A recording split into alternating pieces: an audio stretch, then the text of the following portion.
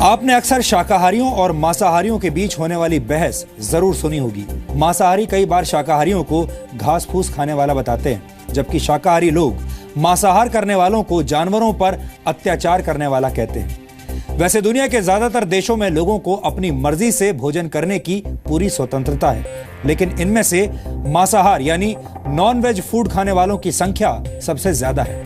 Friends of earth नामक संस्था के मुताबिक दुनिया भर में सिर्फ 50 करोड़ लोग ऐसे हैं जो पूरी तरह से शाकाहारी हैं यानी वेजिटेरियंस हैं। यानी 740 करोड़ की आबादी वाली दुनिया में आप शाकाहारियों को अल्पसंख्यक भी कह सकते हैं। फ्रेंड्स ऑफ अर्थ संस्था ने 2014 में एक मीट एटलस जारी किया था, जिसके मुताबिक दुनिया भर में सबसे ज्यादा शाकाहारी लोग भारत में रहते हैं। भारत की 31% जनसंख्या शाकाहारी है। भारत में भी हर व्यक्ति को अपना भोजन चुनने की आजादी है और हम इस आजादी का पूरा समर्थन करते हैं। लेकिन अमेरिका की नेशनल एकेडमी ऑफ साइंसेज के एक नए रिसर्च के मुताबिक अगर पूरी दुनिया में शाकाहार को बढ़ावा मिले तो धरती को ज्यादा स्वस्थ, ज्यादा ठंडा और ज्यादा दौलतमंद बनाया जा सकता है। फिलहाल दुनिया में 3 तरह का भोजन करने वाले लोग हैं। पहले जो मांसाहार करते हैं यानी नॉन वेजिटेरियंस हैं, दूसरे जो शाकाहारी हैं यानी वेजिटेरियंस हैं, और तीसरे वो लोग हैं जो शाकाहारी हैं और जानवरों से प्राप्त किए जाने वाले प्रोडक्ट्स जैसे दूध का सेवन भी नहीं करते। ऐसे लोगों को वीगन कहा जाता है। अमेरिका की नेशनल एकेडमी ऑफ साइंसेज की स्टडी के मुताबिक अगर शाकाहार को भोजन में ज्यादा जगह दी जाए तो दुनिया में हर साल होने वाली 50 लाख मौतों को टाला जा सकता है। और अगर लोग दूध और दूध से बने उत्पादों का सेवन भी बंद कर दें तो हर साल करीब 80 लाख लोगों को मरने से बचाया जा सकता है। हालांकि ऐसा करना काफी मुश्किल काम है। भोजन में मांसाहार की मात्रा कम करने से दुनिया भर में हर साल करीब 66,73,000 करोड़ रुपए बचाए जा सकते हैं, जबकि ग्रीन हाउस गैसेस के एमिशन में कमी आने से 33,36,000 करोड़ रुपए की बचत होगी। रिसर्च के मुताबिक इस पहल से सबसे ज्यादा फायदा विकासशील देशों को होगा। स्टडी के मुताबिक कम कैलोरी वाला भोजन करने से मोटापे की समस्या कम होगी और लैटिन अमेरिका सहित पश्चिमी देशों में पब्लिक हेल्थ पर होने वाले खर्च में कमी आएगी, जबकि फल और सब्जियों का उत्पादन बढ़ने से भारत सहित दक्षिण एशियाई देशों की अर्थव्यवस्था को जबरदस्त फायदा होगा।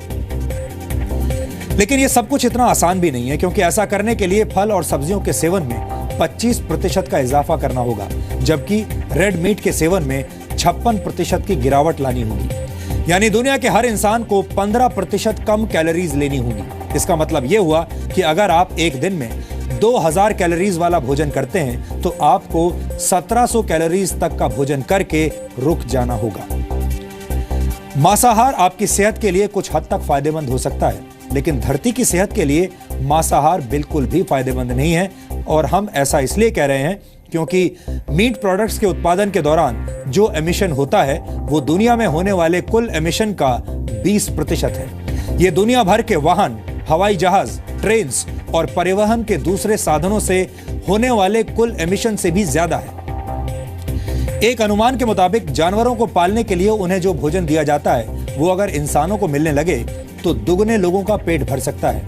1 किलो पोर्क के उत्पादन के लिए करीब 8 किलो भोजन जानवर को दिया जाता है, जबकि 1 किलो चिकन तैयार करने के लिए एक मुर्गे को 3.5 किलो अनाज खिलाना पड़ता है। इसी तरह मीट प्रोडक्ट्स को खाने की टेबल तक पहुंचाने में सब्जियों के मुकाबले 100 गुना ज्यादा पानी का इस्तेमाल किया जाता है।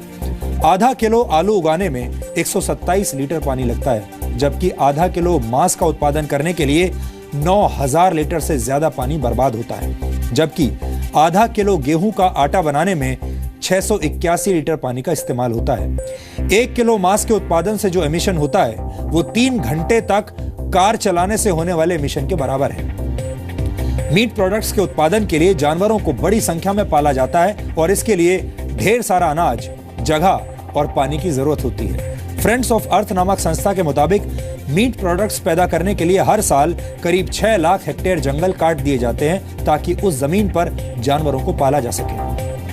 यह जमीन यूरोप के देश बेल्जियम से दुगने आकार की है। 400 ग्राम मांस के उत्पादन के दौरान करीब 40 किलो ऐसे पदार्थ पैदा होते हैं जो ग्राउंड वाटर को विषैला बनाते हैं। दुनिया में उपलब्ध 70% फ्रेश वाटर कृषि में इस्तेमाल होता है और इसमें से एक बहुत बड़ा हिस्सा मीट उत्पादन के लिए होने वाले पशुपालन पर खर्च होता है। अगर लोग खाने में शाकाहार को ज्यादा जगह देने लगेंगे तो जानवरों को पालने में इस्तेमाल हो रही 160 करोड़ हेक्टेयर जमीन मुक्त हो जाएगी।